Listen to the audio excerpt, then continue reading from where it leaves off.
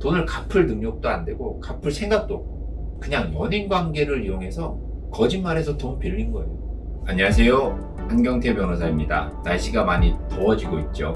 더운 날씨에 더위를 한 방에 날려줄 시원한 얘기를 해야 되는데 오늘 얘기는 그렇지 못한 내용입니다. 연인 관계에 있어서의 금전 관계에 대해 한번 이야기해 보려고 하는데 얘기를 들으면 아마 좀 답답하거나 화가 나 더워질 수 있겠지만 끝까지 들어보시면 연인 관계에 있어서의 금전 관계가 나중에 어떻게 나한테 독이 되어 돌아오는지 경각심을 갖게 될 것입니다. 비단 연인 관계뿐만 아니라 친구나 주변 지인들과의 관계에 있어서도 금전 관계는 신중 또 신중하셔야 된다는 말씀과 함께 오늘 영상 시작해 보겠습니다.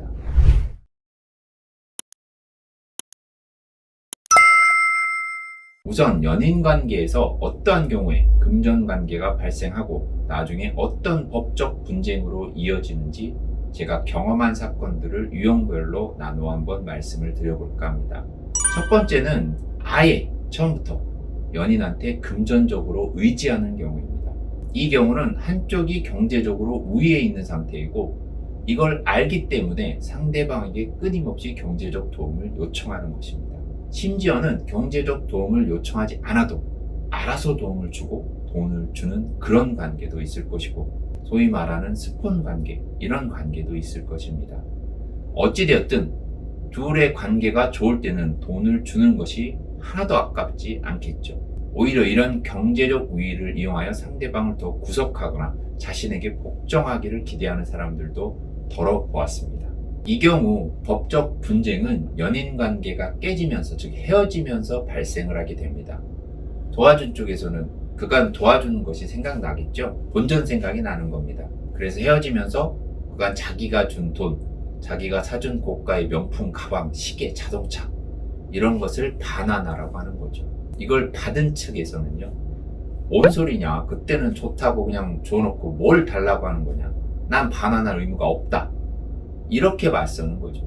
즉 돈을 준 쪽에서는 금전 소비대차, 대여 이런 주장을 하는 것이고 받은 사람 쪽에서는 증여라고 주장을 하는 것입니다. 우리 법원은 이때 어떤 법리로 접근을 할까요? 크게 두 가지를 가지고 판단을 하는데요. 하나는 당사자 사이에 금원을 주고받은 사실은 다툼이 없다고 하더라도 원고가 금원 수수의 원인을 소비대차라고 주장하는 반면 피고가 이를 다른 용도라고 다툴 때에는 원고가 그 원인이 소비대차라는 점을 입증할 책임을 부담한다. 즉 돈을 빌려준 것이라고 주장하면서 반환을 구하는 쪽에서 빌려준 것을 입증해야 되고 이를 입증 못하면 소송에서 질 수 있다. 이를 입증 책임이라고 합니다. 또 하나는 금원을 주고받은 두 사람이 연인관계에 있는 남녀간이라고 하여 금원 수수의 원인을 곧바로 증여라고 단정해서는 아니 되며 그 원인이 소비대차인지 증여인지는 금원을 주고받은 경위, 당사자들의 경제 사정 및 구체적 생활관계, 액수, 반환 의사 유무 등을 종합하여 판단하여야 한다. 이것인데요. 연인관계라고 증여로 단정하지 말고 돈을 왜 주게 되었는지, 둘의 경제 사정이 어떠했고 얼마를 얼마의 기간 동안 준 것인지, 돈을 받는 사람이 나중에 반환하겠다는 그런 의사를 밝힌 적이 있는지, 이런 것들을 종합적으로 판단을 해보겠다는 것입니다. 두 번째 금전 관계가 발생하는 유형은 둘이 동거를 하면서 문제가 발생하는 경우입니다. 요즘 보면은 데이트 비용도 아끼고 서로 각자에게 드는 생활 비용도 줄일 목적, 또 결혼절에 서로에 대해 알아볼 시간을 갖겠다는 목적, 이러한 목적으로 동거를 하는 커플들이 많이 있습니다. 서로 살던 집을 나와서 새로운 집을 구해 동거를 할 수도 있고, 아니면 한쪽이 자기 집을 정리하고 한쪽으로 들어가서 동거를 할 수 있겠죠. 동거할 집에 관해서는 전세라면 전세 보증금을 누가 얼마를 부담하는지, 월세라면 월세를 얼마씩 부담하는지, 집 관리비라든지 공공요금, 같이 배달 음식 사 먹고 음식 해 먹고 이러한 필요한 물건 사고 하는 비용 등, 이 또한 서로 관계가 좋을 때는 누가 조금 더 부담하고 덜 부담하고는 문제가 안 되죠. 근데 이게 서로 관계가 안 좋아지기 시작하면 이제 그간 내가 조금 더 부담했던 것들이 싫어지는 거죠. 그리고 매달 정산을 하면서 받아야 할 돈을 안 받아뒀던 것이 이제 아까운 생각이 들어서 받고 싶어지는 겁니다. 이러면서 금전적인 싸움으로까지 번지게 되는 유형인데요. 사실 이런 분쟁은 사전에 서로 돈이 드는 항목과 부담을 어떻게 할 것인지를 잘 정해놓고 매월 그에 맞게 실질적으로 서로 부담을 잘 해와서 다툼이 없도록 하는 게 가장 좋은 예방책일 것입니다. 금전관계는 아니지만 동거하면서 강아지나 고양이를 분양받아서 키우는 경우에 헤어지면서 이 반려동물과 관련한 분쟁도 요즘 종종 눈에 띄는 것 같습니다.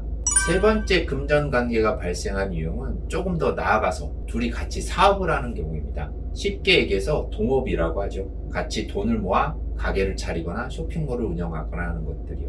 연인 관계에서 동거 플러스 동업을 하게 되면 사실상 하루 종일 같이 있어야 되고 사업이 잘 되면 좋은데 안 되면 이게 서로 막 짜증나고 해서 쉽게 싸움으로 번지는 경우를 꽤 보았습니다. 그리고 같이 사업을 하다가 소위 대박이 나서 돈을 어느 정도 벌었는데 이게 한쪽이 바람을 피우는 경우도 본 적이 있고요.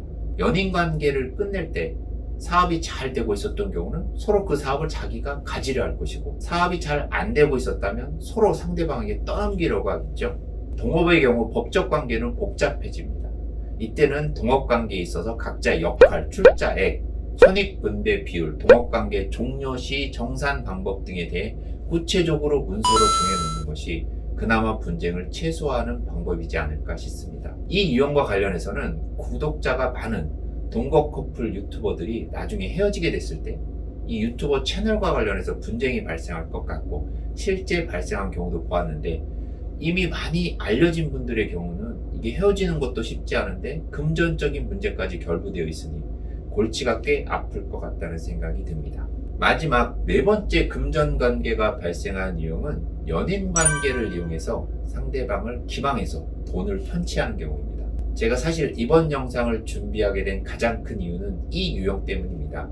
왜 그럴까요? 이게 사람을 참 힘들게 하는 것이거든요. 돈은 돈대로 썼는데 사람도 잃고 돈도 잃고 어떤 경우냐면 며칠 뒤면 돈이 들어오는데 지금 당장 돈 나가야 될 게 못 나가고 있다. 며칠만 빌려주면 바로 갚을 때니까 돈 좀 빌려달라. 아니면 처음부터 자기가 주식을 잘한다, 코인을 잘하니까 나한테 빌려주거나 투자를 하면 내가 얼마를 불려서 돈을 다시 되돌려주겠다. 심지어는 부모님이 사고가 나서 당장 수술을 해야 되는데 병원비가 급하니까 좀 빌려달라 이런 경우도 봤어요. 이렇게 한쪽이 상대방의 돈을 빌려달라고 하는 것에서부터 시작을 하죠. 처음에는 크지 않은 돈에서 시작을 하고 빌렸다가 잘 갚고 해요. 그런데 시간이 지나면서 조금씩 큰 돈을 빌려달라고 하는 거죠. 그래서 당장은 있는 돈으로 빌려줍니다. 근데 얼마 지나지 않아 또 돈을 빌려달라는 거죠. 이번이 진짜 마지막이다. 나도 돈이 없다고 하면 이제 대출을 받아서라도 돈을 좀 빌려달라고 합니다. 이게 진짜 마지막, 나 금방 갚을 테니까. 그리고 우리 앞으로 결혼도 할 사이 아니냐. 나도 돈이 없다고 하면 이제 대출을 받아서라도 돈을 좀 빌려달라고 합니다. 근데 나중에 알고 보니 상대방이 얘기했던 게 다 거짓말이에요. 다 거짓말. 돈을 갚을 능력도 안 되고 갚을 생각도 없고 그냥 연인 관계를 이용해서 거짓말해서 돈 빌린 거예요. 이렇게 해서 저희를 찾아오시는 분들이 꽤 있습니다. 이때는 심정적으로 많이 힘드시더라도 상대방을 사기죄로 형사 고소를 해야 됩니다. 상대방으로부터 돈을 받을 길이 없는데 난 대출을 너무 많이 받아서 갚기가 버거울 때 이때는 개인회생을 고려해 볼 수밖에 없습니다. 저희 사무실에 사기죄 형사 고소와 개인회생 진행을 같이 의뢰하신 분들이 꽤 있습니다. 이렇게 4가지 정도로 연인관계에서 금전적으로 문제가 발생하는 유형을 살펴보았습니다.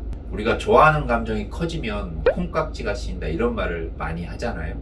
좋을 때는 한없이 좋고 앞뒤 안 가리고 막 직진합니다. 하지만 연인이 헤어지게 되면서 금전 문제가 발생할 수 있고 또는 금전 문제로 인해 헤어지게 될 수도 있으니 우리가 조심할 부분은 조심을 하고 확실히 해둘 부분은 좀 확실히 해두면 좋을 것 같습니다.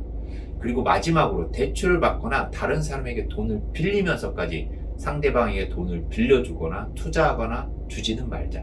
몸도 상하고 마음도 상하고 금전적으로도 굉장히 복잡해질 수 있으니 이런 것은 좀 피하자 이런 얘기를 꼭 드리고 싶었습니다. 이 영상을 시청한 분들은 다들 잘 이해하셨으리라 믿습니다. 오늘 영상도 도움이 되셨다면 구독, 좋아요, 알림 설정까지 부탁드립니다. 다음 시간에도 유용한 정보를 가지고 돌아오겠습니다. 감사합니다.